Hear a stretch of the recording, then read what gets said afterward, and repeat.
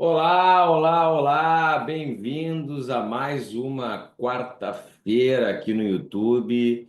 Uma quarta-feira de um estudo de um tema que é muito difícil para muita gente, e é difícil para todo mundo, na verdade, mas para muita gente mais difícil ainda.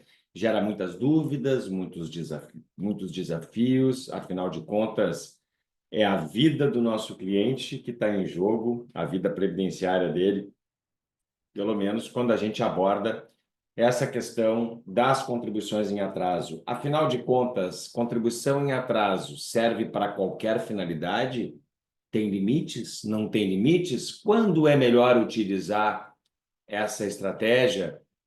É possível planejar as contribuições em atraso? Pois eu já respondo de modo imediato: não só é possível, como é necessário planejar contribuições em atraso e fazer disso, inclusive, um produto do teu escritório, na medida em que muitas vezes você vai promover um requerimento administrativo de contribuições em atraso, de pagamento em atraso, e na hora de pagar a guia, o cliente arrepia e fica naquela situação de não querer pagar a guia porque ficou muito caro. E ele não é obrigado a pagar essa guia. Fato.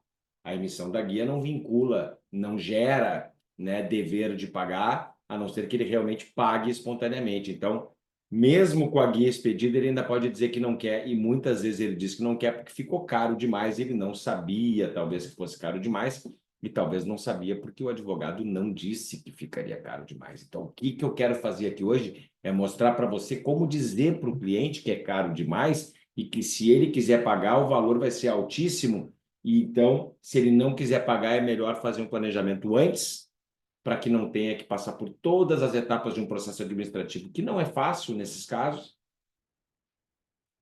para depois ele dizer que não quer, né? Então, vamos trabalhar da melhor forma, de forma a otimizar. É uma aula hoje excepcionalmente gravada, né? Porque eu estou em viagem nesse exato momento que vocês estão assistindo essa aula. Eu estou em deslocamento, eu estou indo para Florianópolis no Prev Summit, mas essa aula é inédita, ela nunca foi passada, ela foi gravada no dia de ontem, foi gravada na terça-feira, na volta do feriado, para que vocês pudessem assistir em primeira mão aqui e única mão. Lembrando que as nossas aulas aqui elas ficam disponíveis no YouTube por 2 semanas, e lá para o pessoal que é assinante do FCPrev, da Formação Continuada Previdenciária, a nossa, né, escola de direito previdenciário com os maiores nomes do direito previdenciário brasileiro, com 3 aulas ao vivo por mês, e com essa aula do YouTube, todas as aulas do YouTube vão para lá, ficam junto com o material de apoio que a gente produz por aqui, disponíveis para todos os nossos assinantes e por tempo indeterminado, obviamente indeterminado, não eterno, porque essa aula pode perder valor se uma nova regra vier e daqui a pouco torná-la obsoleta, né? Torná-la desatualizada. Então a gente tem que trabalhar com essas apenas com essas premissas e com essas possibilidades. Importante, então, para o pessoal da FCPrev, a aula já vai estar no ar lá na nossa plataforma, basta você entrar, pegar as aulas do YouTube gravadas. E para quem não é da FCPrev, 2 semanas aqui no YouTube é o máximo de tempo que a gente deixa as nossas aulas. Mas importante, se você quiser conhecer o FCPrev, fica convidado, tá? Durante a aula aqui, a gente vai estar colocando aí o link para você conhecer a nossa plataforma. Vamos ao assunto do dia, vamos ao assunto dessa aula de quarta-feira, aula de quarta-feira 23, né, de novembro, 23 de novembro, 23 de abril de 2025, e certamente aí vai ser uma aula proveitosa para muita gente aqui. Vamos lá. Quando a gente fala em contribuições em atraso, a gente tem dois tipos para verificar. E eu já vou dizer o que eu não estou falando aqui. Eu não estou falando de contribuição abaixo do mínimo, eu não estou falando de contribuição feita com alíquotas simplificadas, reduzidas, seja no baixa renda, seja MEI. Não estou falando disso, porque essas são hipóteses de complementação de contribuições e não de pagamento em atraso. Obviamente que um MEI pode ter pagamentos em atraso. Obviamente que pode. Pode se ele não recolheu contribuição na época própria.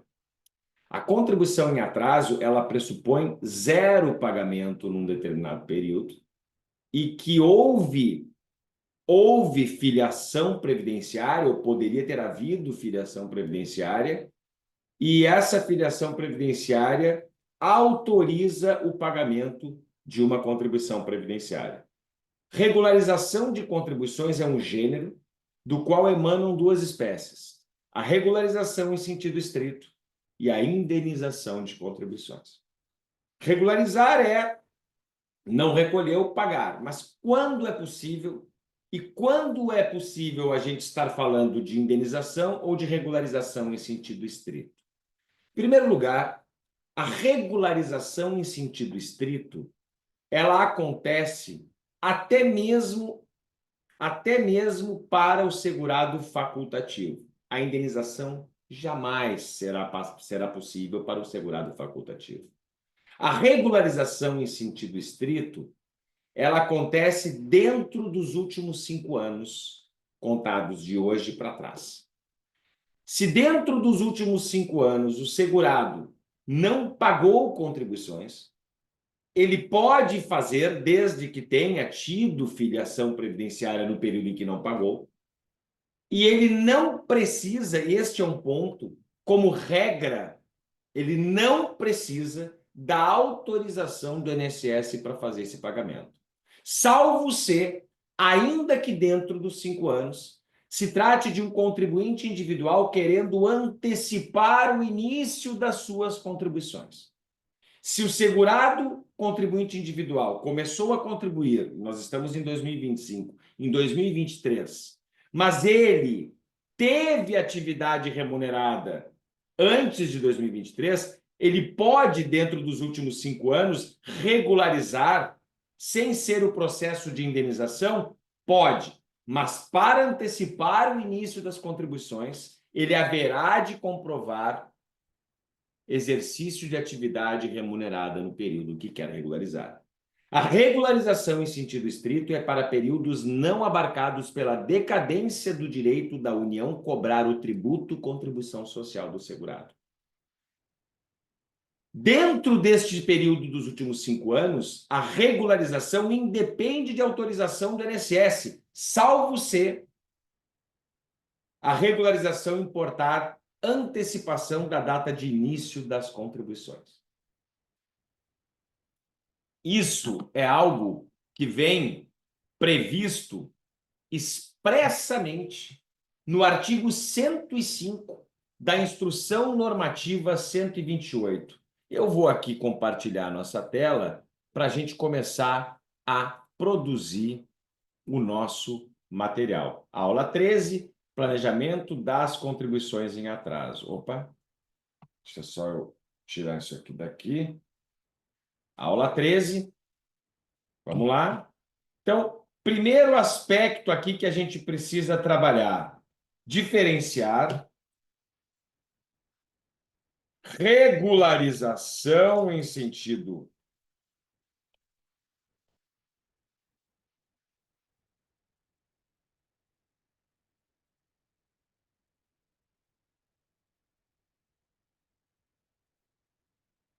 e indenização de contribuições.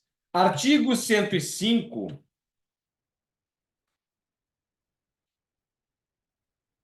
da Instrução Normativa 128.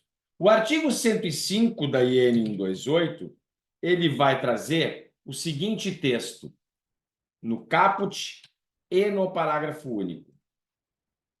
Aqui está: caberá ao INSS promover o reconhecimento de filiação e proceder ao cálculo na forma de indenização quando se tratar de período decadente ou na forma de cálculo de regência quando se tratar de débito de período não alcançado pela decadência, mediante requerimento do interessado, conforme o modelo de requerimento para cálculo de contribuição em atraso constante do anexo 7, inclusive nas situações em que o INSS identificar a procedência da solicitação na análise de requerimento de benefício. Ou seja, a princípio, regularizar contribuição em atraso, seja pela forma da indenização, seja quando decadente, seja pela forma de cálculo da contribuição em atraso quando não decadente, É preciso requerer ao INSS antecipadamente.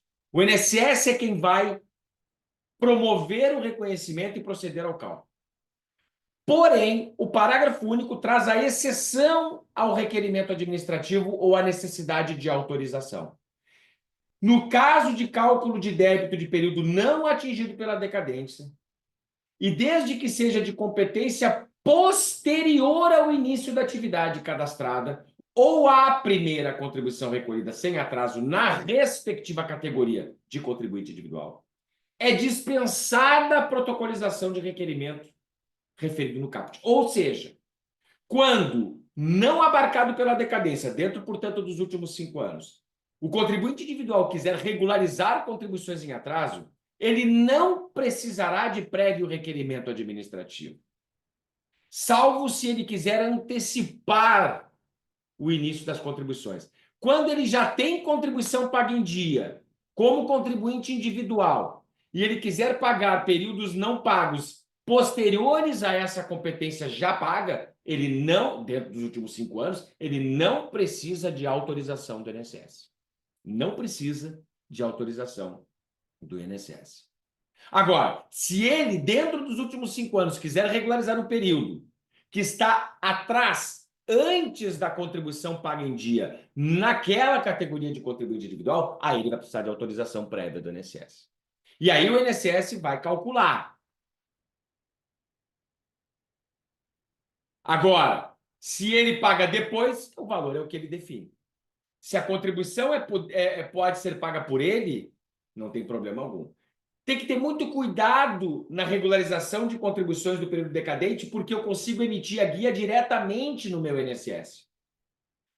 E isso é um problema, pelo acesso pelo meu INSS. Né? Isso é um problema, por quê? Porque eu posso estar pagando uma guia que não vai ser validada depois pelo INSS, caso esse período não seja posterior a uma contribuição paga em dia. E se trate de uma antecipação de data de início das contribuições. O INSS vai ter que validar isso. E ele pode pedir prova e vai pedir prova da atividade remunerada caso ele tenha que validar isso.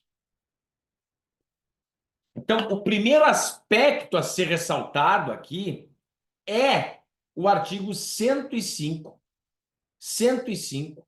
da Instrução Normativa 128.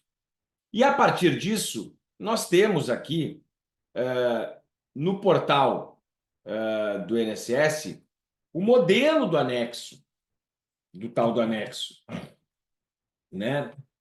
O modelo do anexo 7. Se nós pegarmos por esse link aqui, nós vamos achar o modelo de anexo 7 da IN 128, modelo de formulário, modelo de formulário do anexo. Isso aí. Modelo de formulário do anexo 7. E, a partir disso, nós temos, então, a identificação do procedimento a ser instaurado para regularizar contribuições. Vamos nos atentar aqui à indenização, que é um processo que sempre dependerá de requerimento prévio ao INSS para que a autarquia previdenciária possa reconhecer que houve trabalho remunerado e que esse trabalho remunerado colocava o trabalhador na condição de segurado obrigatório. E, a partir disso, o INSS haverá de reconhecer o período trabalhado, mas somente aplicar a consequência jurídica deste reconhecimento, ampliando o tempo de contribuição do segurado, quando ele efetivamente pagar uma guia calculada pelo próprio INSS. Como é que funciona isso do ponto de vista prático? A gente está falando agora de indenização. Eu vou aumentar o tamanho da letra aqui.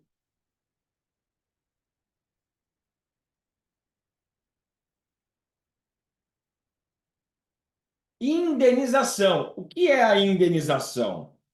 Pagamento, procedimento, aliás,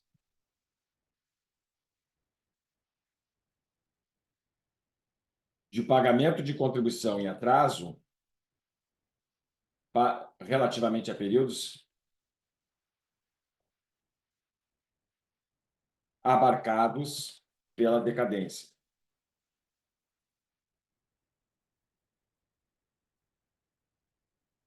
Antes dos últimos 5 anos. A indenização é aplicável apenas ao segurado contribuinte individual. Segurado especial, vou fazer essa ressalva, anotem aí. Segurado especial não, segurado facultativo, vou fazer essa ressalva. Segurado facultativo só pode pagar em atraso contribuições que estejam abertas dos últimos 6 meses contados da última contribuição como facultativo. Portanto, ele só pode regularizar e pagar em atraso contribuições relativas ao período de graça do segurado facultativo. Vamos supor que um segurado facultativo tenha pago a contribuição de dezembro, janeiro e fevereiro. Não pagou a contribuição de março, em 15 de abril. Ele pode agora, dia 23 de abril, na data de hoje, pagar essa contribuição? Pode. Está em atraso? Tá. Isso é indenização? Não. Ele precisa provar alguma coisa? Não, porque ele está dentro do período de graça. Ele pode pagar em abril a contribuição de dezembro de 2024. Ele pode pagar em maio. Por quê? Porque dezembro ele teria prazo até janeiro. Ele tem janeiro, fevereiro, março, abril, maio, junho como período de graça. Dentro do período de graça, contado da última contribuição, que é lá no artigo 15, né, inciso 6º, no caso do facultativo da lei 8.213, ele pode pagar. Sem qualquer problema de caracterização daquela contribuição para fins de carência, para tempo de contribuição, porque o artigo 28, parágrafo 4º do Decreto 3.048 não traz restrições nestes casos, porque não houve perda de qualidade de segurado. Então, não tendo havido perda da qualidade de segurado facultativo e a última contribuição anterior ao intervalo sem contribuir, tendo sido na condição de segurado facultativo, ele pode pagar. Ele pode pagar. Certo? Ele pode pagar contribuição em atraso. Mas vamos falar de indenização. É aplicável apenas aos contribuintes individuais. Ó, a indenização, vamos botar aqui.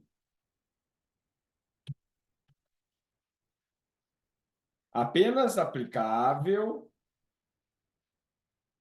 aos contribuintes individuais. Apenas aplicável aos contribuintes individuais. E será conduzida na forma do artigo 45A da lei, prestem atenção, 8212/91. É a lei de custeio, lei de financiamento. E o que diz a lei 8212? Artigo 45A. Vamos lá. Olha o que diz o artigo 45A. Está aqui. Ó, o contribuinte... Vamos fazer o seguinte. Vamos dar uma ajustada nesse texto aqui.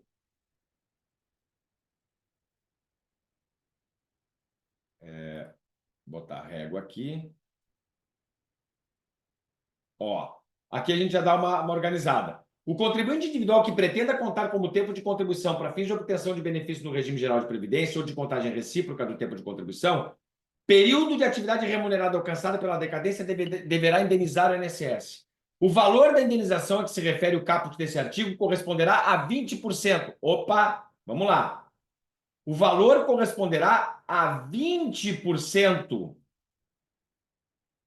da média dos 80% maiores salários ou da remuneração sobre a qual incidem as contribuições para o regime próprio, caso ele queira indenizar para levar para o regime próprio. Então, são dois objetivos com a indenização. É criar tempo para aposentar-se no INSS ou criar tempo para levar para o RPPS. Você já está no RPPS, tem um período lá trabalhado no regime geral de previdência que você não contribuiu como autônomo e resolve pagar agora, quer pagar agora. Você pode pagar agora? Sim. Vai ter cálculo? Vai ser com base na remuneração atual do regime próprio. você já vai fazer um requerimento para o INSS que você quer indenizar para levar para regime próprio. E aí você vai ter incidência lá dos artigos 94 a 100 da Lei 8213, que tem a ver com a contagem recíproca do tempo de contribuição, e também com a portaria 1467, que é a portaria 2022 do regime próprio de previdência. Mas o mais importante, a incidência sobre o modelo a indenizar, a forma de indenizar, está aqui no artigo 45A da Lei 8212/91. Então, quando for para regime próprio, você pega a remuneração do cargo efetivo que está sendo ocupado pelo segurado no momento e sobre essa remuneração aplica 20%. Obviamente que se esta remuneração do regime próprio ultrapassa o teto do regime geral, limitar-se-á o teto à base de cálculo para a incidência da contribuição de 20%. Porque ninguém pode contribuir para o INSS com valor acima do teto previdenciário. Mas não há cálculo de média quando a finalidade for para regime próprio, para levar tempo para o regime próprio. Se for para o regime geral, precisa calcular o valor base da incidência da contribuição de 20%. E o cálculo vai ser feito nos moldes do salário de benefício anterior à reforma da Previdência. Média dos 80% maiores salários de contribuição desde julho de 94 até a data do requerimento. Extrai-se a média atualizada de todos esses salários de contribuição, dos 80% maiores. Chega-se num valor. Este valor é o salário de contribuição atual sobre o qual incidirá a indenização de 20%. Só que esta indenização, ela virá carregada de encargos, caso o período indenizado seja posterior a outubro de 1996. Já vou chegar nessa questão dos juros e multa. Importantíssimo. Aqui tem no inciso 2º, no inciso 1º, a média aritmética como forma de indenização para fins de regime geral. Aí tem o parágrafo 2º, sobre os valores apurados na forma do parágrafo 1º, que é média, ou o valor para regime próprio, incidirão juros moratórios de 0,5% ao mês, capitalizados anualmente e limitados ao percentual máximo de 50%, e multa de 10%. O que isso nos traz? A necessidade de planejar o melhor momento a ser indenizado. Se há uma janela de oportunidade que vai de 90 a 98, por exemplo, ou de 94 a 98, de 92 a 2000. Você precisa de 4 anos de indenização e tem 8 anos passíveis de indenização, escolha bem esses 8 anos. Esses 4 anos, dos 8. Por quê? Porque se você escolher o período indenizado de 96 a 2000, você paga juros e multa. Isso é bem importante. Isso, aliás, é muito importante.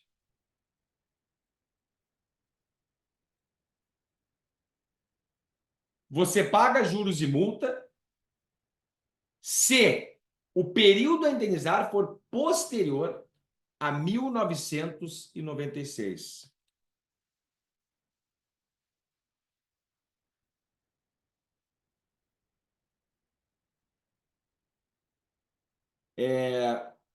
Tem um tema do STJ que trata exatamente disso, que é o tema, atenção a ele, tema 1103 do STJ.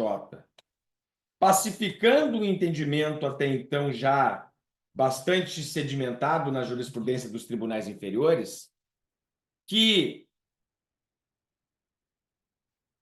não incide juros e multa antes da medida provisória 1523 de 96, que foi convertida depois na lei 9528 de 97. Porque somente a partir dessa medida provisória é que houve, no âmbito do regime geral, previsão legal de incidência de juros e multa, e, portanto, só se aplica a partir de competências posteriores a essa data. Esse é o entendimento do STJ no tema 1103, cuja ementa, vamos buscar aqui agora, cuja ementa STJ. Aqui.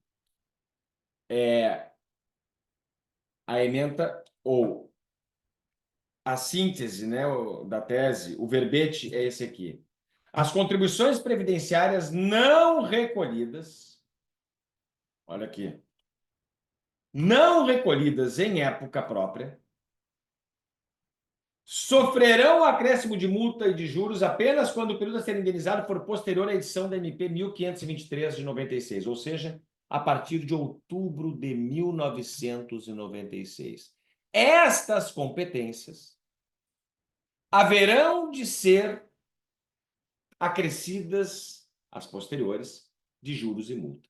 Juros de 0,5% ao mês limitados a 50% e multa de 10%. Portanto, vamos pensar o seguinte: alguém quer indenizar um período de 90 a 95, 5 anos de indenização. Faz-se a média dos 80% maiores salários desde julho de 94, na forma do artigo 45A, parágrafo 1º, inciso do 1º. Chega-se a um salário de contribuição de R$ 4.000.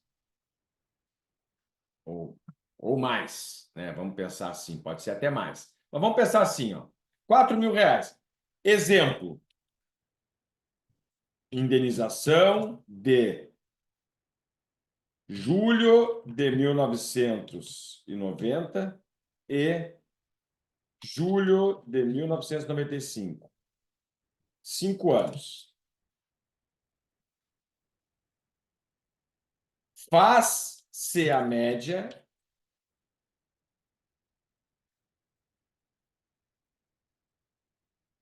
chega-se a R$ 4.000. Valor a indenizar.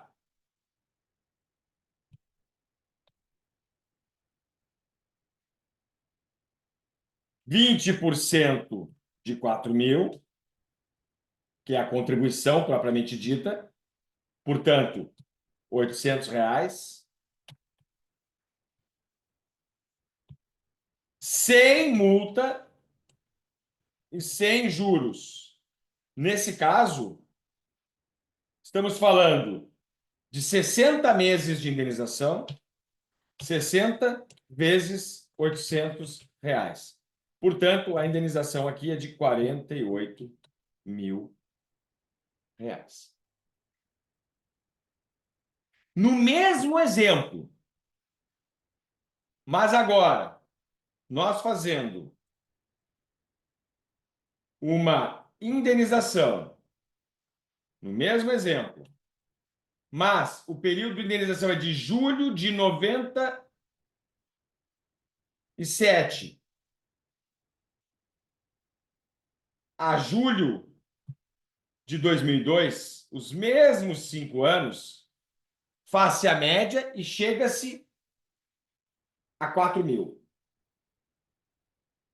A indenização é de 20%.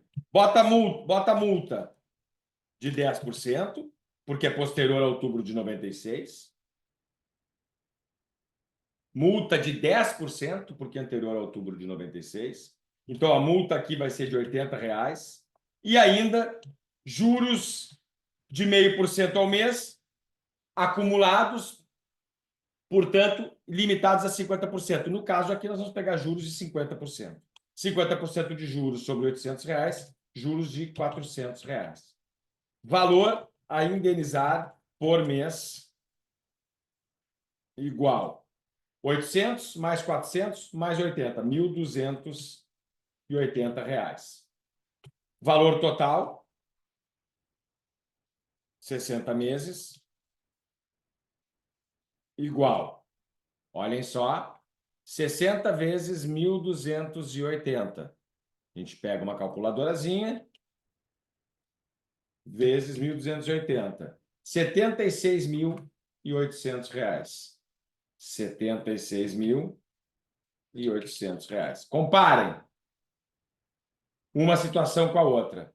Na primeira, a indenização total é 48.000. Na segunda, 76.800. Ou seja, podendo escolher o período, é melhor indenizar aquele período que não há incidência de multa e juros. Por quê? Porque o valor da indenização vai ser bem menor.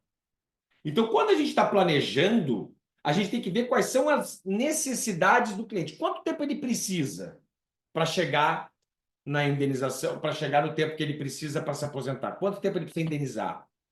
Ah, ele precisa de X. Qual é a janela de tempo que ele tem? De tanto a tanto. Dentro dessa janela, tem algum período que tenha a possibilidade de pagar sem juros e multa? Escolhe esse período. Esse período. Então, muita atenção sempre na indenização de contribuições ao período que se pretende pagar. Agora, por conta disso. Por conta de incidir ou não incidir juros. No exemplo dado aqui, a diferença é grande. R$ 28.800 de indenização para chegar no mesmo lugar, porque vai conseguir o mesmo tempo de contribuição. A média vai ser a mesma para gerar indenização. Não muda nada. O que muda é a incidência ou não de juros e multa pelo fato da competência ser indenizada ser anterior ou posterior a outubro de 96, quando a medida 1523, a MP 1523, trouxe os juros e multa para dentro do artigo 45A. Então, não existia. Então, cuidado e muita atenção aqui a isso. Quando a gente está tratando de indenização de contribuições, os cálculos seguem esta lógica. Artigo 45A. Agora, antes de fazer qualquer cálculo, tem que fazer perguntas para o cliente. Por que você quer regularizado? Para que você precisa?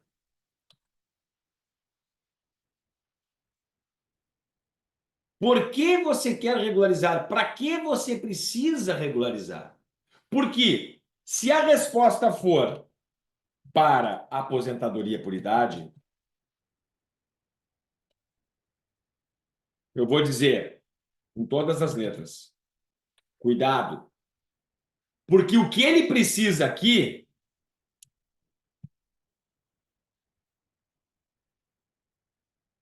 ele precisa de carência. E aí nós temos um problema. O aproveitamento dos períodos pagos em atraso para fins de carência. Isto segue uma lógica já consolidada na jurisprudência e que hoje está, inclusive, incerta com S de inserção, de inserir, contida, portanto, no decreto 3.048, com redação dada, introduzida pelo decreto 10.410, lá de 30 de junho de 2020. Essa redação dada pelo decreto 10.410 trouxe o parágrafo 4º ao artigo 28 do decreto 3.048. E eu vou trazer aqui o seguinte: o aproveitamento das contribuições em atraso.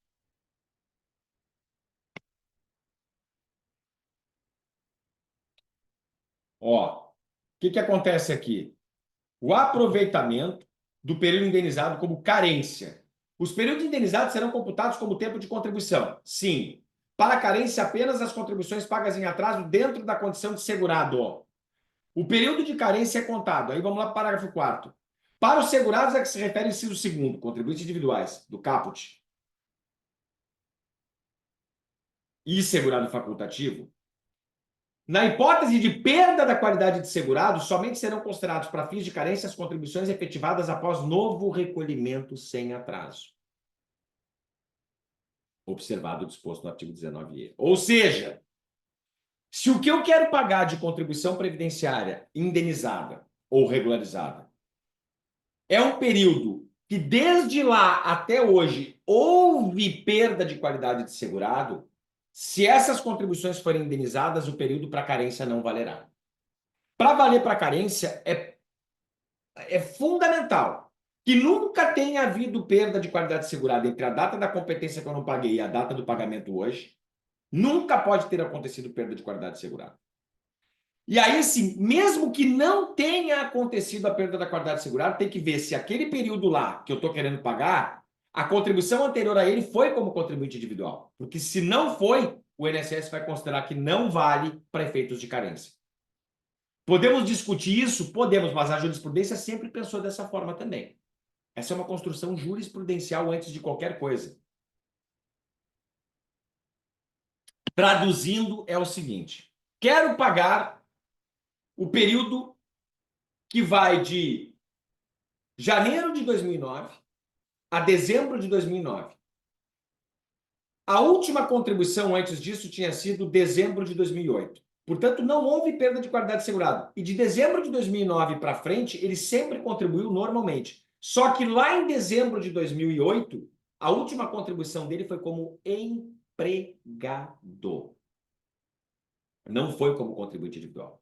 Em 2010, em dezembro de 2009, ele tem um novo emprego, passa a ser empregado novamente. Aquele um ano que ele ficou desempregado, ele não perdeu a qualidade de segurado, porque ele tem direito a 12 meses no mínimo de período de graça como empregado, podendo ser prorrogado para 24 e até 36 meses, conforme haja as hipóteses de prorrogação do artigo 15, parágrafos 1º e 2º da Lei 8.213. Na hipótese aqui, não precisa nem prorrogar, porque menos de 12 meses depois ele já estava empregado novamente. Ele tem que pagar 12 contribuições ou 11 contribuições em atraso. A questão é, houve perda de qualidade de segurado? Não. Vale para carência? Depende. A contribuição anterior ao intervalo não contribuído foi como contribuinte individual? Não. A indenização tem que ser. Ele tem que provar atividade remunerada como contribuinte individual naquele período de 11 meses, que vai de janeiro a dezembro de 2009. Uma vez que ele comprove a atividade, pode indenizar? Pode. Mas vai valer para carência? A princípio, não, pela ideia do INSS corroborada pela ideia da jurisprudência. Como a última contribuição anterior ao intervalo não foi como contribuinte individual, para a carência não valerá. Para a carência não valerá. Isso é um problema. Então a gente tem que estar atento aos problemas que podem surgir, porque quando a gente trata de indenização, a gente tem que ser extremamente conservador, de não colocar o dinheiro do nosso cliente em risco, de ele pagar. Qual é o risco? Ele pagar e não aproveitar o que ele quer. Então, quando o cliente responde que quer para aposentadoria por idade, a gente tem como entender isso vendo o CNIS, uma luz amarela, duas, três, às vezes a luz vermelha já acende de cara. Houve perda de qualidade segurado? Houve. Nem pensa em indenizar, não vale a pena. Só vai gerar tempo de contribuição e não vai gerar carência, não vai se aposentar por idade. Vamos supor que alguém esteja com 65 anos de idade e tenha 12 anos de contribuição na história.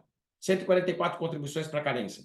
Ele pode pagar 3 anos de contribuição, ele tem como comprovar 3 anos de trabalho remunerado que não pagou e paga agora? Pode. Quantos anos ele chega? 15. 15 aposenta por idade? No tempo de contribuição, sim, mas e a carência de 180 contribuições? Vai formar com esse período aqui? Não. Porque perdeu a qualidade de segurado no período que ele quer indenizar, de lá até aqui. Então não vai valer. Se não vai valer, a gente tem que estar atento. Não faz a indenização. Por isso que o planejamento é fundamental, por isso que ele é um produto fundamental. Planejamento das contribuições em atraso. Sim.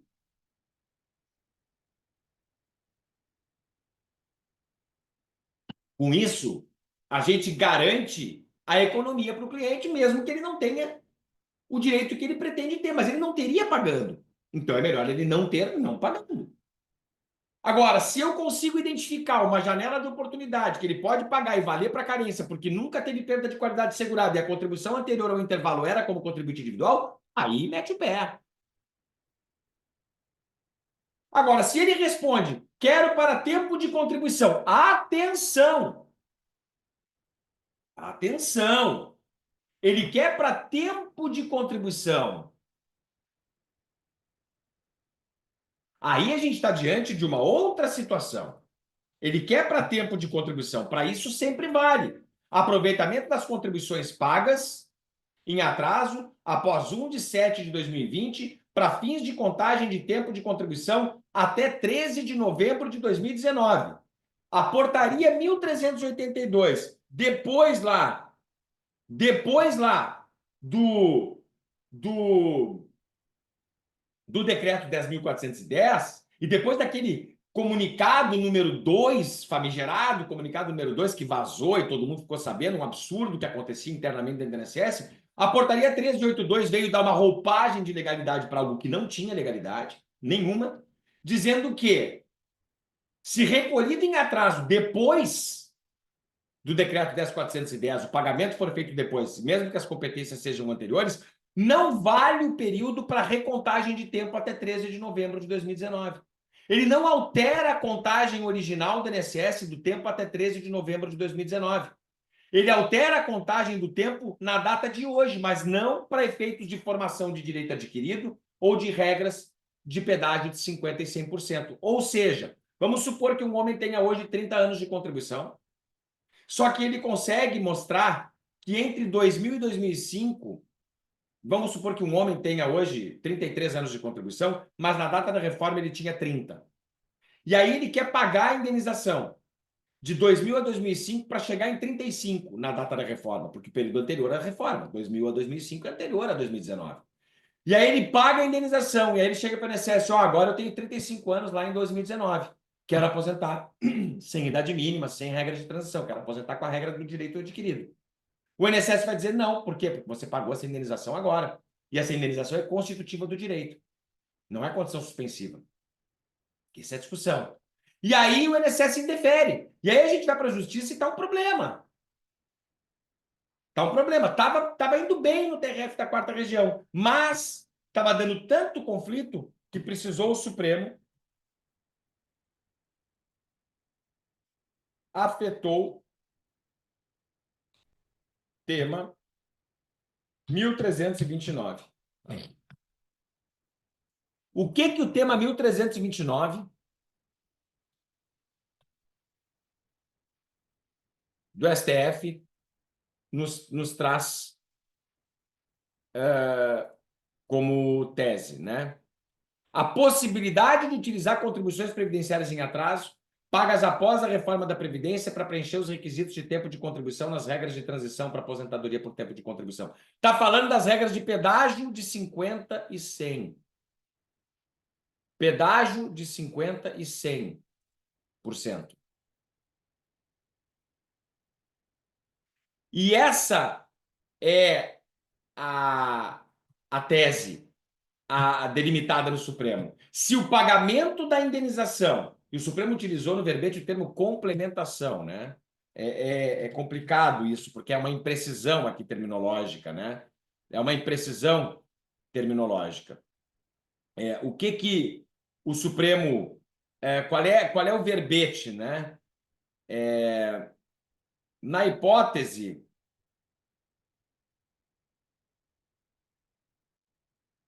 Onde é que está aqui, ó? Só deixa eu pegar o verbete aqui. Tentar.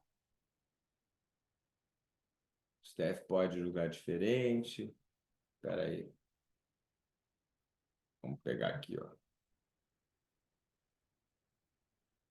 Aqui, ó. Ó, recurso extraordinário, em que se discute, à luz do artigo 5º 36, a possibilidade de recolhimento de contribuição previdenciária após a edição da emenda 103 para enquadramento na regra de transição prevista no artigo 17, que é a regra do pedágio de 50%. Isso vai valer para a regra do pedágio de 100 e também para o direito adquirido, porque todos eles eu preciso da alteração da contagem de tempo até 13 de novembro de 2019. E esse tema 1329 do Supremo, a gente tem que estar muito atento a ele, para as indenizações. Então, quando algum cliente chega hoje dizendo que quer indenizar para enquadramento, e a gente percebe que é para enquadramento nas regras de pedágio de 50 e 100, certo? Ó, indenização para alterar contagem do tempo até 13 de 11 de 2019. Isso afeta três situações. Isso afeta três situações.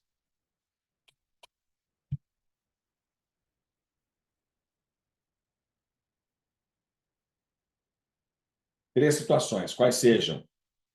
Direito adquirido, pedágio de 50% e pedágio.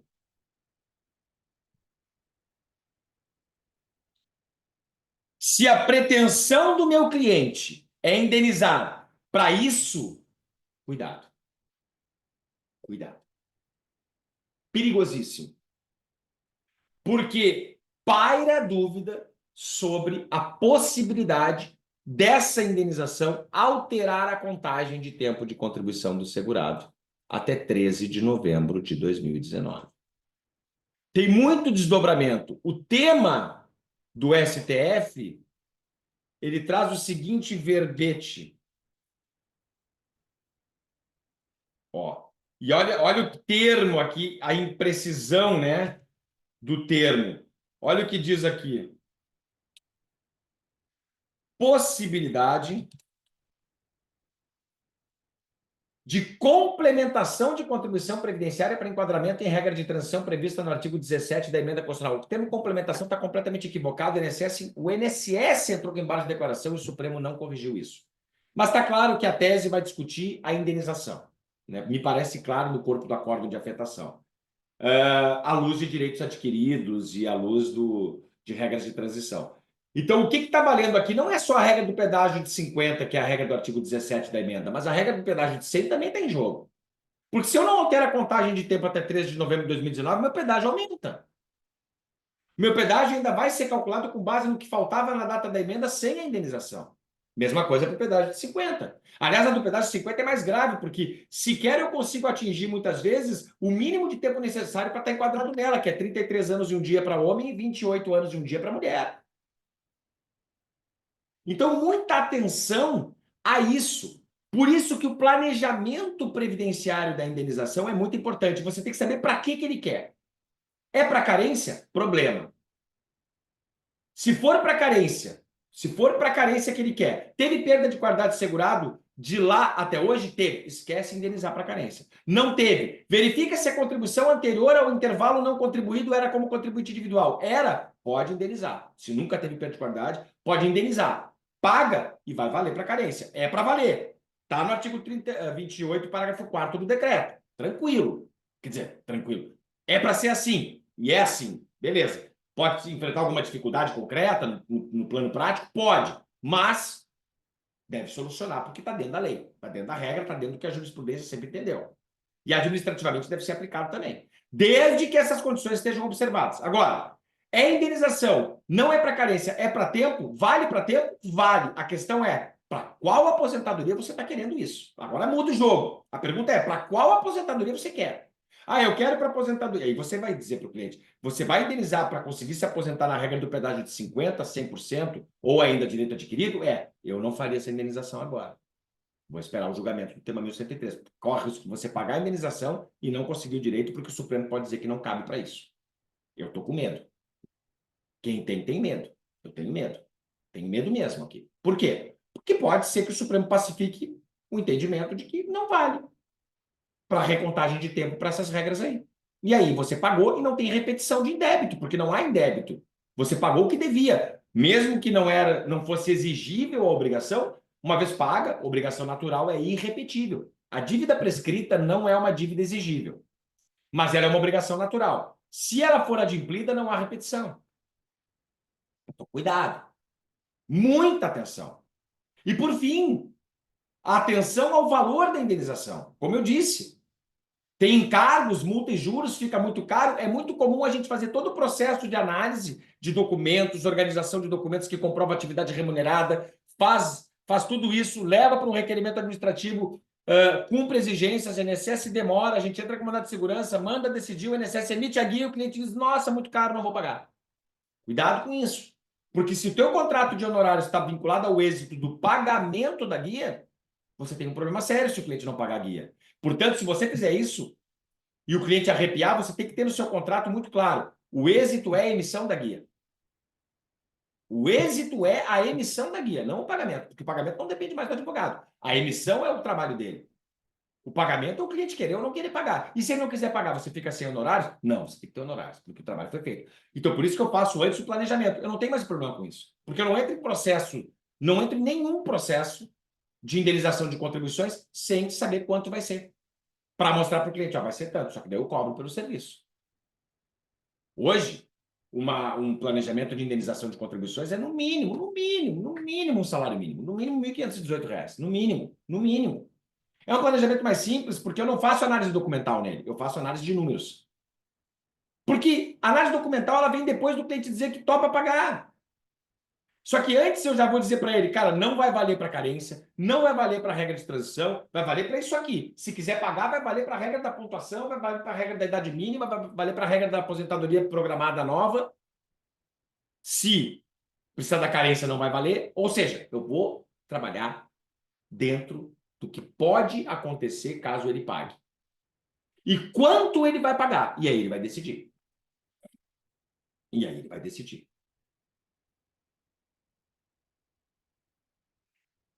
Quando a gente fala, então, em planejamento de contribuição em atraso, a nossa responsabilidade é muito grande, porque é a responsabilidade com o dinheiro do cliente. E a gente não pode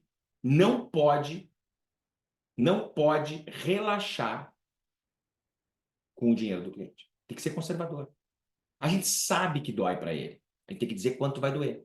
E se ele já disser que não tem como pagar isso, esquece o processo. Você ganhou pelo trabalho, fez o planejamento da contribuição em atraso, já disse para ele, não vai valer para isso, para aquele outro, então não me interessa indenizar, beleza, pagou pelo serviço, está tudo certo. Se ele quiser fazer, você vai fazer um contrato de honorários por êxito. Qual é o êxito? Já cobrou pelo planejamento, agora ele quer fazer. Êxito. Ah, eu vou cobrar X reais por ano indenizado, ou um pacote fechado, vou cobrar 5, 6, 8, 10, 12 mil reais pela indenização. Não sei, vou fazer uma simulação do benefício que vier a ser concedido, caso ele seja concedido, ou 3 vezes o valor do benefício, mas 3 vezes o valor do benefício, não em caso de concessão. Em caso de emissão da guia, porque se ele não pagar, não concede. Você tem que se proteger. Você tem que se proteger. Com isso, eu acho que a gente consegue fechar aqui, nesse momento, nessa aula de quarta-feira, um conteúdo importantíssimo, um conteúdo chave para o planejamento, para a consultoria previdenciária, e não só para isso, mas para a concessão administrativa de benefícios também, porque a indenização é muito utilizada para isso, para a concessão administrativa. Mas cuidado com as limitações impostas hoje pela portaria 1382 e que estão pendentes de definição no Supremo pelo tema 1329. Cuidado com isso. Tá? E muita atenção, então, aos processos de indenização. No mais, tem um módulo inteiro no FCPrev sobre indenização de contribuições em atraso, que é com a professora Amanda Kravchichin.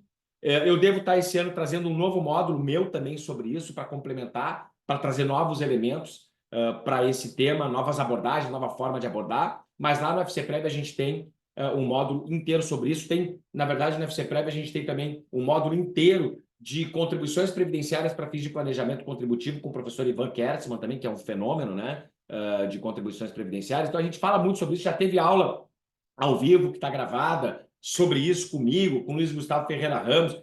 Várias e várias vezes a gente já falou sobre isso. Por quê? Porque é um assunto importante, sempre recorrente, sempre na caixinha de perguntas, sempre presente no meu direct, sempre no grupo de Instagram.